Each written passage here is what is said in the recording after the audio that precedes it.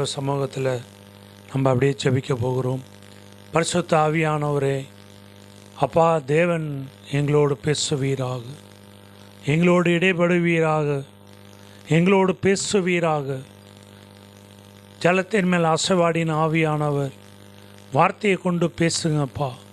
அன்றைக்கு ஜலத்தில் அசைவாடி ஆதாம் ஏவாள்கிட்ட பேசின தெய்வம் இந்த வேளையில் எங்களோடும் இந்த பரிசுத்த ஓய்வு நாளில் எங்களோடும் பேசுவீராக. ஆமாப்பா, இந்த வார்த்தை எங்களை தொடட்டும், எங்களை உயிர்ப்பிக்கட்டும், எங்களோடு பேசட்டும். ஆண்டவரே பேசுங்க, நீங்கள் பேசுங்க, நாங்கள் கேட்குறோம்.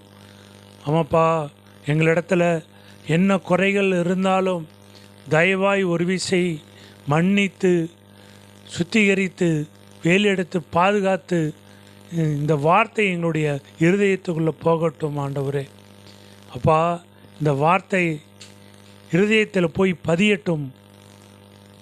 அப்படியா சேவர கிருபைக்காக நன்றி செலுத்துகிறோம். இயேசுவின் நாமத்தில் ஜெபிக்கிறோம் ஜீவனுள்ள நல்ல பிதாவே, ஆமென் ஆமென். அல்லேலூயா அல்லேலூயா. கர்த்தருடைய நாமத்திற்கு மகிமை உண்டாவதாக. அதுக்குள்ளே போக போகிறோம். ஏன்னா இந்த பழைய ஆண்டில் எவ்வளவோ பலவீனங்கள், எவ்வளவோ சோர்வு, எவ்வளவோ வியாதி, எவ்வளவோ கடன் பிரச்சனை, எவ்வளவோ சத்ருவின் கிரியைகள், எல்லாத்திலிருந்தும் தேவன் என்ன பண்ண போகிறாரு? நம்மளை புதிய மனிதனாக, இன்ன வரைக்கும் பழைய மனிதனாக இருந்தோம், இனிமேல் புதிய வருடத்துக்குள்ளே போகும் பொழுது புதிய மனிதனாக என்ன பண்ண போகிறோம்? நம்ம கடந்து செல்ல போகிறோம். அதற்கு நமக்கு என்ன வேணும்? முதலாவது விசுவாசம் வேணும். தேவன் எனக்கு செய்வார், தேவன் இந்த காரியத்தை எனக்கு செய்வார்னு சொல்லி நமக்கு விசுவாசம் வேணும். இன்றைக்கு என்ன தலைப்பில் நம்ம பார்க்க போகிறோம் என்றால், விசுவாசியுங்கள், விசுவாசி அப்படிங்கிற தலைப்பில் நம்ம பார்க்க போகிறோம். ஒரு விசுவாசியாக இருந்தால் என்ன பண்ணணும்? விசுவாசிக்கணும். விசுவாசித்தாதான் தேவன்கிட்டருந்து நம்ம என்ன பண்ண முடியும்? எதையுமே பெற்றுக்கொள்ள முடியும். விசுவாசிக்காமல் என்ன பண்ண முடியாது? நம்ம எதையுமே பெற்றுக்கொள்ள முடியாது. சில பேர் என்ன பண்ணுவாங்க? வாயில் சொல்லுவாங்க, இருதயத்திலிருந்து வராமல் வாய் வழியாக சொல்லுவாங்க, நான் விசுவாசிக்கிறேன் அப்படின்னு சொல்லுவாங்க. ஆனால் தேவன் வாயின் வழியாக விசுவாசத்தை எதிர்பார்க்கல. இருதயத்தின் ஆழத்திலிருந்து என்ன பண்ணுகிறார்? நீ விசுவாசிக்கிறாயா? என்னை நேசிக்கிறாயா? என்னை நம்புகிறாயா? அப்படின்னு சொல்லி தேவன் என்ன பண்ணுகிறார்? எதிர்பார்க்கிறார், எதிர்பார்த்து கொண்டிருக்கிறார். விசுவாசி என்கிற தலைப்பில் நம்ம பார்க்க போகிறோம். 9ஆம் அதிகாரம் 1வது வசனம். பிறவி குருடனாகிய ஒரு மனுஷனை கண்டார். நம்மளை இயேசு என்ன பார்க்குறாரு? நம்மளை கண்ணோக்கி பார்க்குறார். பரலோகத்திலிருந்து என்ன பண்ணுகிறார்? கண்ணோக்கி பார்க்குறார். அப்பொழுது அவருடைய சீசர்கள் அவரை நோக்கி ரபி, இவன் குருடனாய் பிறந்தது யார் செய்த பாவம்? இவன் செய்த பாவமோ இவனை பெற்றவர்கள் செய்த பாவமோ என்று கேட்டார்கள். பிறவி குருடனாய் பிறந்தது யார் செய்த பாவம்? வேதத்தில் சொல்லப்பட்டிருக்கு, 10 தலைமுறையினுடைய சாபங்கள் நம்மளை பின்தொடரும் அப்படின்னு சொல்லப்பட்டிருக்கு. 10 தலைமுறையினுடைய பாவங்கள் சாபங்கள் நம்மளை என்ன பண்ணுமா? பின்தொடருமா. அதான் இவர் கேட்குறாரு, ரபி, இவன் குருடனாய் பிறந்தது யார் செய்த பாவம்? இப்போ நம்ம கேட்குறோம் இயேசுவை பார்த்து, ஆண்டவரே, எனக்கு மட்டும் ஏன் இவ்வளோ பாடுகள்? எனக்கு மட்டும் ஏன் இவ்வளோ சோதனைகள்? எனக்கு மட்டும் ஏன் இவ்வளோ கஷ்டங்கள்? நான் செய்த பாவமோ என் பெற்றோர்கள் செய்த பாவமோ அப்படின்னு சொல்லி பலமுறை நம்ம என்ன பண்ணியிருக்கோம்? நம்மளே கேட்டிருக்கோம். இயேசுவை பார்த்து நம்ம கேட்டிருக்கோம். எப்போ கேட்போம் அப்படின்னா, பாடுகள் வரும்போது, வேதனைகளுக்குள்ளாக கடந்து வரும் பொழுது என்ன பண்ணுவோம், நம்ம கேட்போம், இயேசுவை பார்த்து கேட்போம், வேதனை தாங்க முடியாமல். அப்போ இவன் செய்த பாவமோ இவனை பெற்றவர்கள் செய்த பாவமோ என்று கேட்டார்கள். அப்போ பொதுவாக பார்த்தீங்கன்னா, விசுவாசிகளுக்கு ஒரு வியாதியோ ஒரு பலவீனமோ ஏதாவது வந்துருச்சுன்னு வச்சுங்களேன், உடனே சொல்லிடுவாங்க. என்ன சொல்லுவாங்க, நீ செய்த பாவத்தினால தான் என்ன பண்ணிருச்சு, உனக்கு இந்த வியாதி வந்துருச்சு அப்படின்ட்டுருவாங்க. அப்போ அதையே தான் இங்கே கேட்குறாங்க, யார் செய்த பாவம் அப்படின்னு சொல்லி. இயேசு அதற்கு பிரதி உத்தரமாக சொல்கிறாரு, அது இவன்ஸு பிரதியுத்தரமாக, அது இவன் செய்த பாவமும் அல்ல, இவனை பெற்றவர்கள் செய்த பாவமும் அல்ல. ஆனால் வேதம் சொல்லுகிறது 10 தலைமுறையுடைய சாபங்கள் பாவங்கள் பின்தொடரும்னு. ஆனால் இந்த பகுதியில் இயேசு சொல்லுகிறார், நீ செய்த பாவமும் அல்ல, உன் பெற்றோர்கள் செய்த பாவமும் அல்ல, தேவனுடைய கிரியைகள் தேவனிடத்தில் இவனிடத்தில் வெளிப்படும் பொருட்டு இப்படி பிறந்தான்.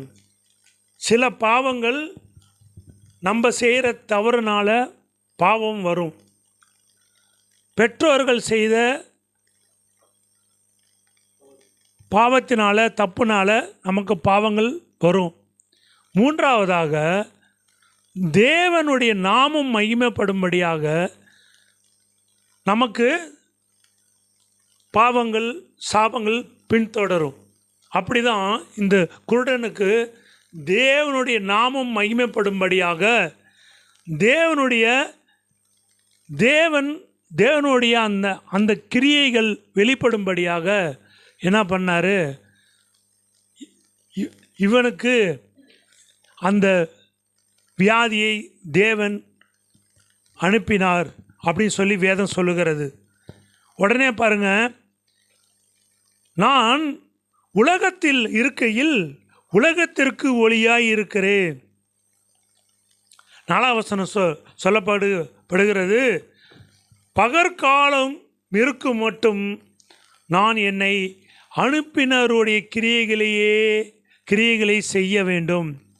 அப்போ இந்த பகல் காலம் இருக்கும் வரைக்கும் நான் என்னை அனுப்பினுடைய கிரியைகளை செய்ய வேண்டும். அப்போ தேவனே இயேசுவே பிதாவினுடைய சித்தத்தை செய்ய அவர் ரெடியாக இருந்தார் அப்படின்னா, விசுவாசி ஆகிய நம்ம என்ன பண்ணணும், இயேசுவை மாதிரி நம்ம என்ன பண்ணணும்,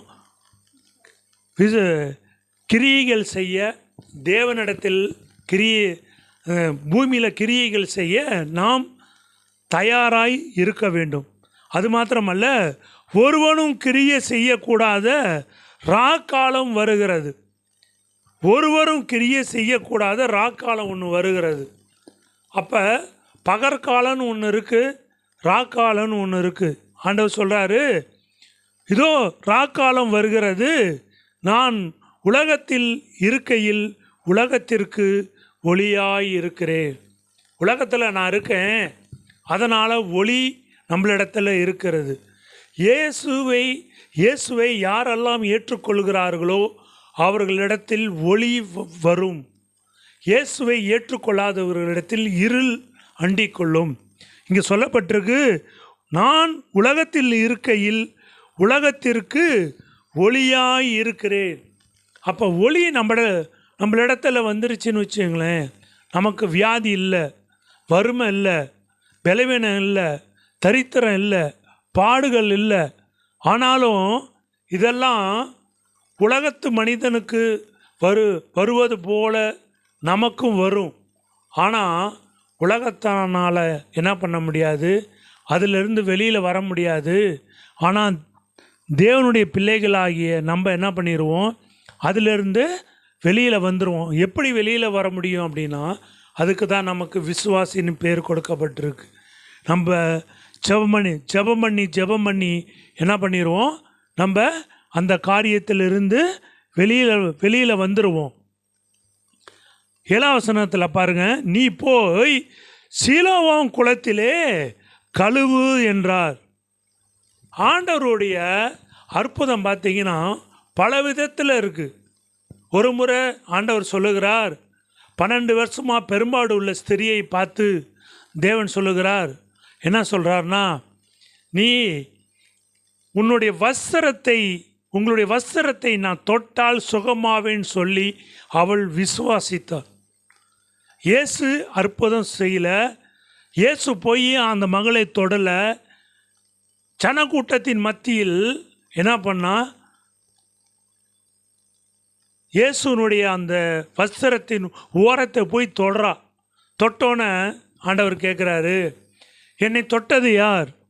உடனே சீசர்லாம் கேட்குறாங்க, என்னங்க ஆண்டவரே, இவ்வளோ ஜனக்கூட்டம் நெருக்கிட்டு வருது, என்னை தொட்டது யாருன்னு கேட்குறீங்களே அப்படின்னு சொல்லி கேட்கும் பொழுது அவர் சொல்லுகிறார், என்னிடத்திலிருந்து ஒரு வல்லமை புறப்பட்டதை நான் அறிந்தேன் அப்படின்னு சொல்கிறார். அப்போ பாருங்கள், அந்த வல்லமை புறப்பட்டு என்ன பண்ணிச்சு, சுகத்தை பெற்றுக்கொண்டாள். இன்னொருவனை குறித்து நம்ம பார்க்குறோம். 38 வருஷமாக ஒரே இடத்துல படுத்திருந்தான், பெதஸ்தா குளத்தில். 38 வருஷம், 1 வருஷம் இல்லை, 2 வருஷம் இல்லை, 38 வருஷம் ஒரே இடத்துல படுத்திருந்தான்.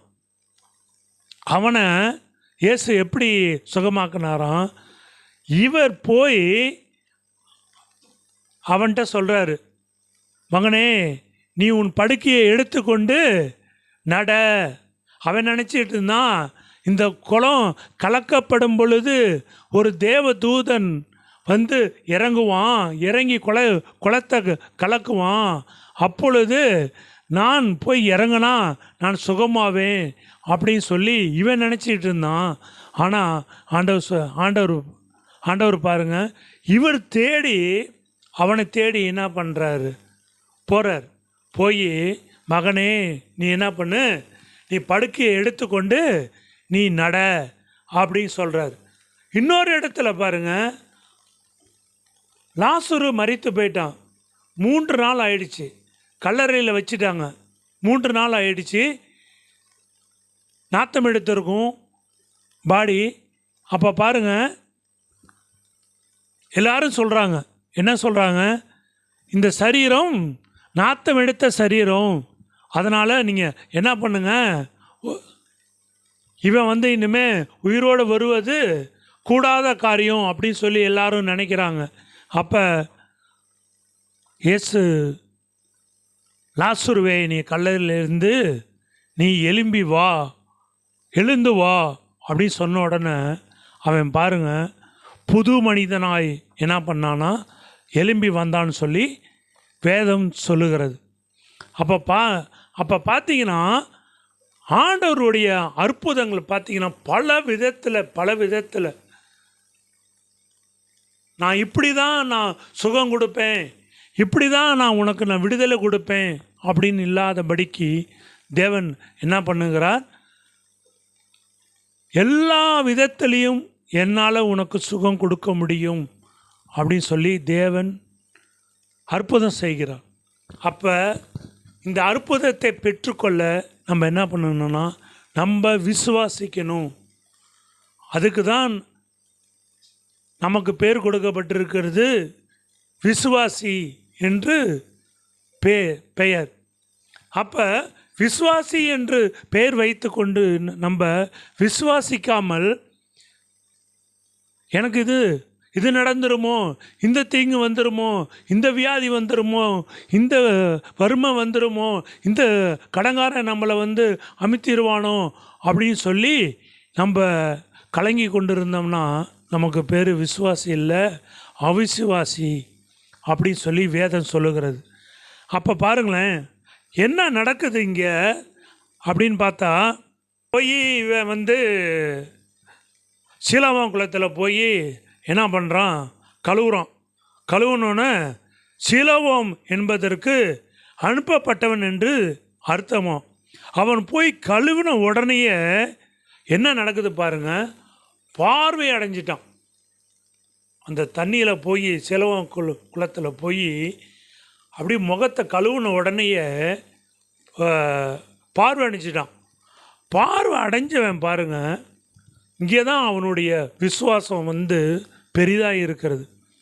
அவன் பாருங்கள், நம்மலாம் என்ன பண்ணுவோம், இப்போ ஒரு மீட்டிங் போகிறோன்னு வச்சுங்களேன், இப்போ நம்ம போகிறோம் மீட்டிங்கில் சுகம் பெற்றுட்டோன்னு வச்சுக்கோங்க, பாதி பேர் என்ன பண்ணுவாங்க, ஒரு சிலர் மேடை ஏறி போய் என்ன பண்ணுவாங்க, சாட்சி சொல்லுவாங்க. சில பேர் என்ன பண்ணிடுவாங்க, 95% என்ன பண்ணிடுவாங்க, வீட்டுக்கு அப்படியே திரும்பி வந்துடுவாங்க. ஆனால் இவன் பாருங்க, பார்வை அடைந்தவுடன் திரும்பி வந்தான்னு சொல்லி வேதம் சொல்லுகிறது.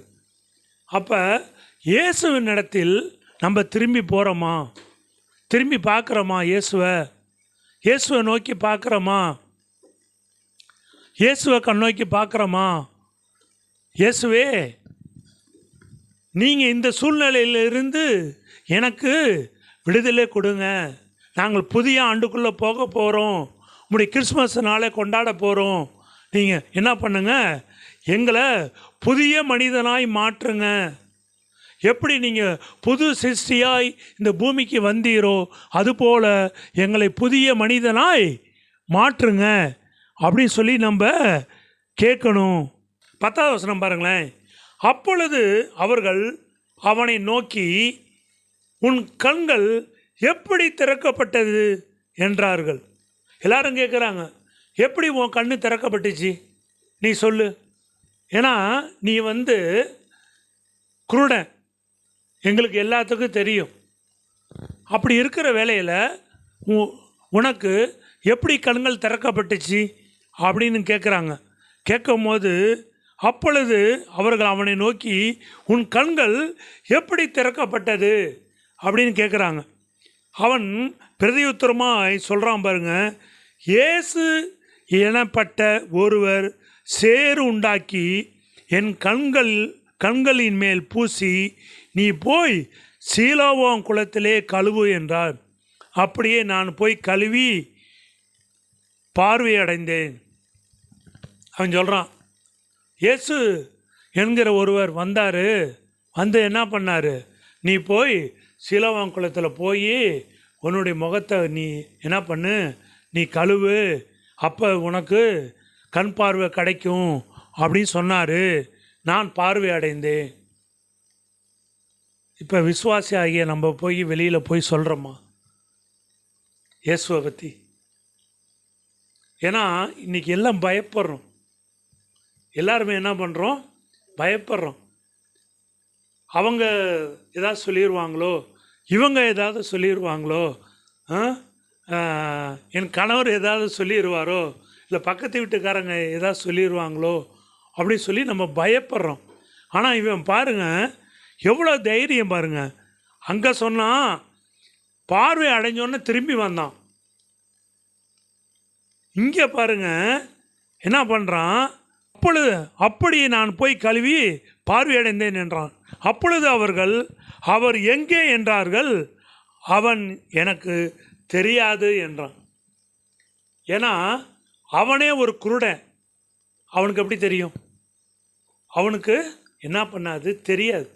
குருடனுக்கு இயேசு என்கிறவர் சேரை உண்டாக்கி கண்களில் பூசினார் அப்படின்னு தெரியும். ஏன்னா பக்கத்தில் உள்ளவங்க என்ன பண்ணியிருப்பாங்க, சொல்லியிருப்பாங்க, இது மாதிரி இயேசு தான் உனக்கு சேற்றை பூசுகிறாரு அப்படின்னு சொல்லியிருப்பாங்க. அதை வச்சு அவன் என்ன பண்ணுறான், சொல்கிறான், குருடனாக இருந்த அவனை பரிசேயரிடத்திற்கு கொண்டு போனார்கள். இப்போ என்ன பண்ணுறாங்க, இயேசுவை குற்றம் கண்டுபிடிக்கும்படியாக பரிசேயரிடத்தில் கொண்டு போகிறாங்க. இந்த அதிகாரம் முழுவதும் இவனுடைய விசுவாசத்தை குறித்து தான் அதிகமாக சொல்லப்பட்டிருக்கு. அப்போ பாருங்கள், பரிசேயர் இடத்துல கொண்டு போகிறாங்க. கொண்டு போனோன்னே பரிசேயர் கேட்குறாங்க, நீ எப்படி பார்வையடைந்தாய் என்று மறுபடியும் கேட்டார்கள். திரும்ப திரும்ப கேட்டுகிட்டே இருக்காங்க, உனக்கு எப்படி சுகம் கிடைச்சிச்சு.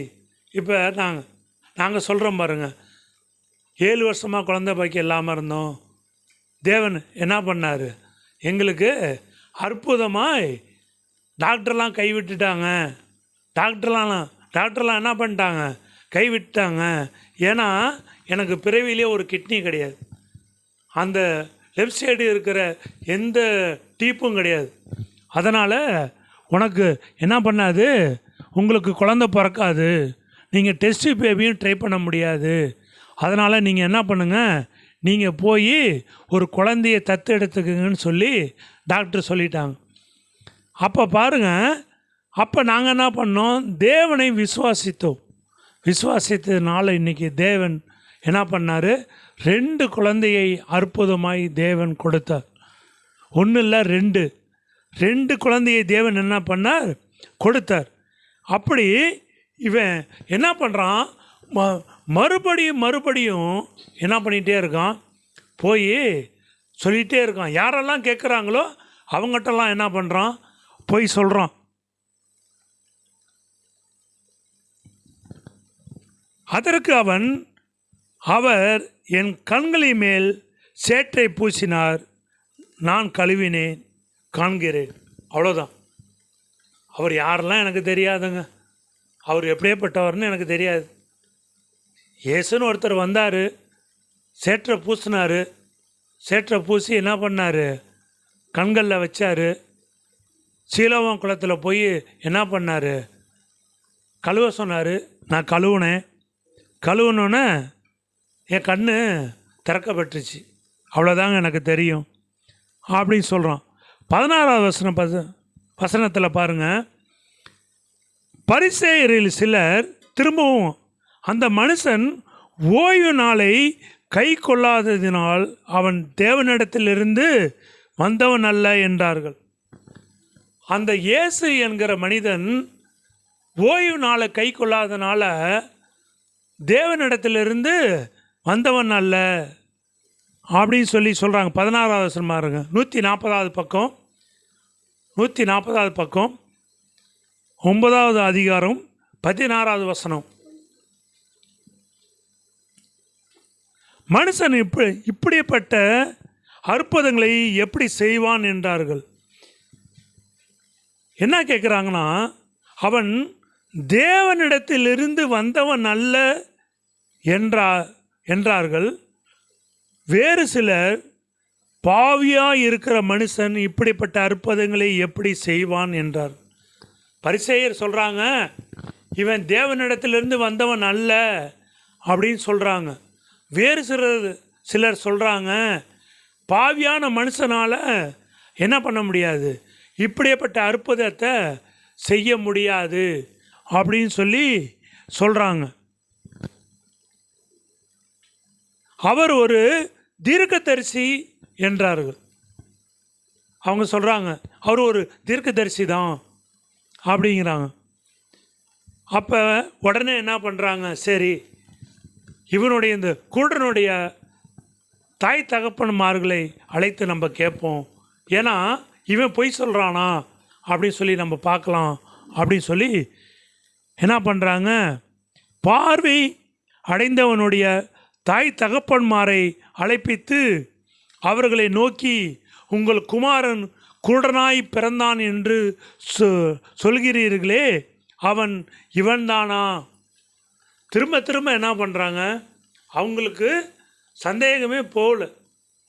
எப்படியாவது இயேசுவை குற்றம் கண்டுபிடிச்சி என்ன பண்ணிடணும், தண்டனை கொடுத்துடணும் அப்படின்னு அவங்க என்ன பண்ணுறாங்க, நினைக்கிறாங்க. அப்போ பாருங்கள், இவன் தானா, இவனால் இப்பொழுது இவன் எப்படி பார்வையடைந்தான் என்று கேட்டார்கள். எப்படி பார்வையடைந்தான் நீங்கள் சொல்லுங்கள், உங்கள் பிள்ளை தானே சொல்கிறீங்க, இவன் எப்படி பார்வையடைஞ்சான் அப்படின்னு கேட்குறாங்க. அதுக்கு தாய் தகப்பன்மார்கள் சொல்கிறாங்க பாருங்கள், இவன் எங்கள் குமாரன்தான், என்னுடைய மகன்தான், இவன் குருடனாதான் பிறந்தான், அது எங்களுக்கு தெரியும். இப்பொழுது இவன் பார்வை அடைந்த வகை எங்களுக்கு தெரியாது, இவன் கண்களை திறந்தவன் இன்னான் என்பதும் எங்களுக்கு தெரியாது. ஏன்னா அவங்க பார்க்கல, அவங்க பார்க்கல. யார் பார்க்கல? அவங்க தாய் தகப்பன்மார் பார்க்கல. அதனால் அவங்க என்ன பண்ணிட்டாங்க, எனக்கு தெரியாது அப்படின்னு சொல்லிட்டாங்க. உடனே பாருங்க, இவங்க ஏன் அப்படி சொன்னாங்க அப்படின்னா, யூதருக்கு பயந்துட்டாங்க. யூதருக்கு பயந்ததுனால என்ன பண்ணிட்டாங்க, நமக்கு ஏன்டா பிரச்சனை, ஆமாம் இயேசு தான் அப்படின்னா உனக்கு எப்படி தெரியும் அப்படின்னு சொல்லி கேட்பாங்க. அப்படின்னு சொல்லி என்ன பண்ணிட்டாங்க, பயந்துட்டாங்க. பயந்ததுனால் இப்படி சொன்னார்கள் அப்படின்னு சொல்லப்பட்டிருக்கு.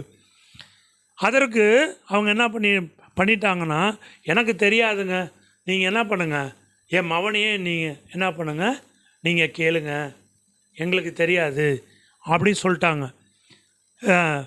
ரெண்டாவது முறை கேட்குறாங்க அவங்ககிட்டயே. ஆதலால் அவர்கள் குருடனாக இருந்த மனுஷனை ரெண்டாந்திரம் அழைத்து, நீ தேவனை மகிமைப்படுத்து, இந்த மனுஷன் பாவி என்று நாங்கள் அறிந்திருக்கிறோம் என்றார்கள். உடனே அவன் சொல்கிறான் பாருங்க, என்ன சொல்கிறான், அவன் பிரதியுத்தரமாய், அவர் பாவி என்று எனக்கு தெரியாது, அவர் இயேசு என்றும் எனக்கு தெரியாது, பாவி என்றும் தெரியாது, அடுத்தவங்க சொல்லி தான் எனக்கு இயேசுன்னு தெரியும், அவர் பாவியா எப்படிப்பட்ட மனுஷன்னு எனக்கு தெரியாது. என்னவா, நான் குருடனாக இருந்தேன், இப்பொழுது நான் காண்கிறேன், இது ஒன்று தான் எனக்கு தெரியும். எவ்வளோ பெரிய விசுவாசம் பாருங்களேன். நம்மளாக இருந்தால் என்ன பண்ணுவோம், நம்மகிட்ட ஒரு 10 பேர் வந்து கேட்குறாங்க, எப்படி நீ இயேசுவை ஏற்றுக்கொண்ட, இயேசு தான் கடவுள்னு உங்களுக்கு தெரியுமா அப்படின்னு கேட்குறாங்கன்னு வச்சுக்கோங்க. 10 பேர் வந்துட்டாவே நமக்கு என்ன ஆயிரும், ஆட்டோமேட்டிக்காக அப்படியே உள்ளுக்கு கிட்டுக்கிட்டுன்னு ஆடும். சரி போச்சுரா, இன்றைக்கி நம்ம ஏதாவது வாய் திறந்தோம்னா நம்ம என்ன பண்ணிடுவோம், நம்ம மாட்டிக்குவோம் அப்படின்னு சொல்லி என்ன பண்ணிடுவோம், எனக்கு தெரியாதுங்க அப்படி சொல்லிடுவோம். கடைசி நாட்களில் இதெல்லாம் நடக்கும்னு சொல்லி வேதம் சொல்லப்பட்டிருக்கு, வேதத்தில் சொல்லப்பட்டிருக்கு. அப்போ பாருங்கள், அப்போ நம்ம என்ன பண்ணிடுவோம், மறுதளிச்சிருவோம். அப்போ அவன் பிரதியுத்தரமாய், முன்னமே உங்களுக்கு நான் சொன்னேன்னு, முன்னமே நான் உங்களுக்கு சொன்னேன், நீங்கள் கேளாமற் போனீர்கள், மறுபடியும் கேட்க வேண்டியது என்ன, திரும்ப திரும்ப ஏன் என்கிட்ட வந்து கேட்குறீங்க, உன்னை சுகப்படுத்தினது யார், சுகப்படுத்தினது யார் அப்படின்னு கேட்குறீங்க. நான் தான் சொல்லிட்டேன், இயேசு தான் சுகப்படுத்தினார் அப்படின்னு சொல்லிட்டேன், ஏன் மறுபடியும் வந்து கேட்குறீங்க. இவனுக்குள்ளே பயங்கரமான ஒரு விசுவாசம் பாருங்கள். இந்த விசுவாசத்தை தான் தேவன் எதிர்பார்க்குறார். உடனே பாருங்கள், அதற்கு அந்த மனுஷன், அவர் என் கண்களை திறந்திருந்தும் அவர் எங்கிருந்து வந்தவர் என்று நீங்கள் அறியாதிருக்கிறது ஆச்சரியமான காரியம். என் கண்களை திறந்துட்டாரு, நான் சிறு வயசுலேருந்து குடனாக இருந்தேன்னு சொல்லி எல்லாத்துக்கும் இந்த ஊருக்கே தெரியும். அப்போ என்னை எல்லாம் நீங்கள் பார்த்துருக்கீங்க, பார்த்துருந்தும் என்ன பண்ணுறீங்க, உங்களுடைய கண்கள் ஏன் திறக்கப்படலை, நீங்கள் இயேசுவை அறியலை அப்படின்னு சொல்லி கேட்குறான். யார் கேட்குறான், அந்த கண் பார்வை அடைஞ்சவன் கேட்குறான். ஆச்சரியமான காரியமாக இருக்கே, எப்படி உங்களுக்கு தெரியாமல் போச்சு இயேசுவை குறித்து உங்களுக்கு அப்படின்னு சொல்லி கேட்குறான். உடனே பாருங்கள், அவனை அவர்கள் புறம்பே தள்ளிவிட்டதை இயேசு கேள்விப்பட்டு அவனை கண்டபோது, நீ தேவனுடைய குமாரனிடத்தில் விசுவாசமாய் இருக்கிறாயா என்றார். உடனே இவ்வளோ தூரம் காரியம் நடந்துகிட்டே வருது. இயேசு கேட்குறாரு, நீ தேவனிடத்தில் விசுவாசமாய் இருக்கிறாயா அப்படின்னு சொல்லி கேட்குறாரு. கேட்கும்போது பாருங்கள், அதற்கு அவன், ஆண்டவரே, அவரிடத்தில் நான் விசுவாசமாய் இருக்கும்படிக்கு அவர் யார் என்றான்.